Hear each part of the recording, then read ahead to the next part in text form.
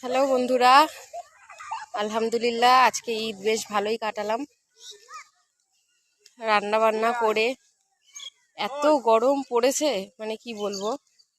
তাই প্রায় সন্ধ্যা হয়ে এসছে আর এখনই আমরা মাঠের দিকে এসছি। মানে বাড়ির দিকে থাকা যাচ্ছে না গরমের জন্য, যদি মাঠে একটু হাওয়া থাকে তাই আসলাম। তা কি বলবো, মাঠেও একদম কোনো হাওয়া টাওয়া কিচ্ছু নেই। আর সাদিয়ার পাপা আর সাদিয়া হেঁটে হেঁটে আসছে,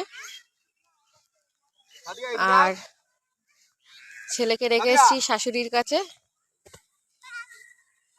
আমাদের বউদের সত্যি বলতে একটা খুব সুবিধা হয় যদি কিনা আমাদের শাশুড়ি মা থাকে, যদি ছোট বাচ্চা থাকে তাহলে শাশুড়ি মার কাছে রেখে আমরা হাজব্যান্ড ওয়াইফ কিনা ভালোভাবে কিনা ঘুরতে যেতে পারি।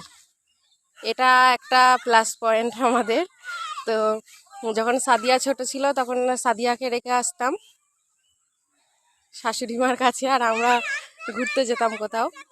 আর এখন শিহাব যেহেতু ছোট আর সাদিয়া বুঝতে শিখেছে, সেই জন্য কিনা ও বাড়িতে থাকবে না, ওকে নিয়েও এসেছি মাঠে।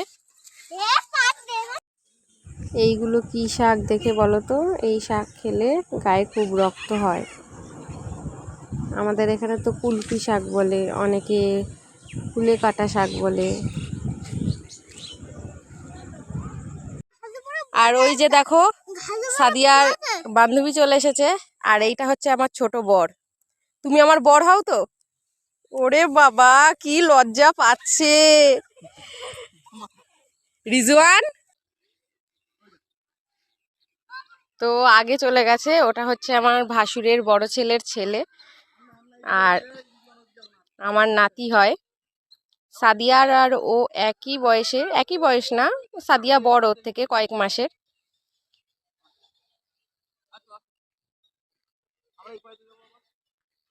মাঠে আসলাম, ভাবলাম যে একটু হাওয়া চলবে, কিন্তু না। আর এই দেখো সবাই এখনো শাক তুলছে, সন্ধ্যা হয়ে গেছে কিন্তু এখনো শাক তুলছে। মাঠেও একদম হাওয়া নেই, একদম গুমসো গরম, খুব গরম মাঠেও। দেখো সূর্য অস্ত যাচ্ছে। রিজওয়ান, তুমি আমার বড় হও তো রিজওয়ান। দেখো যতবার ওকে আমি এই কথা বলবো ততবার কিনা ও শুধু লজ্জা পেয়ে যায়।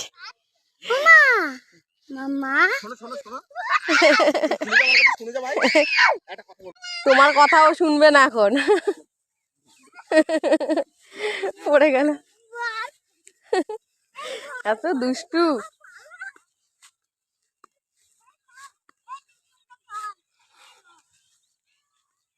কত দূর থেকে আমরা এসেছি, দেখো চাঁদও দেখা যাচ্ছে এখন।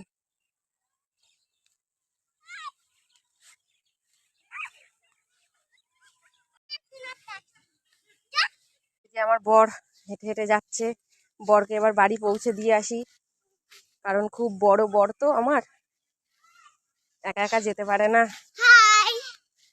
হ্যালো।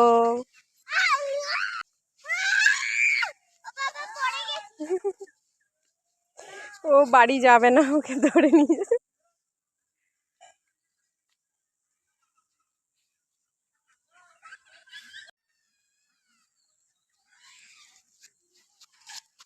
এই যে একটা পাগলি যাচ্ছে বাড়িতে, সাদিয়া পাগলি।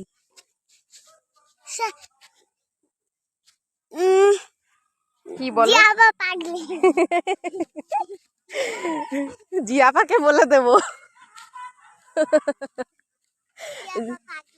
জিয়াপাকে বলে দেবো। জিয়াপা দেখো খানি তোমাকে ধরে দেবে। চলো। তো তো কার কার ঈদ আজকে কেমন কাটলো অবশ্যই কমেন্ট করে জানিও।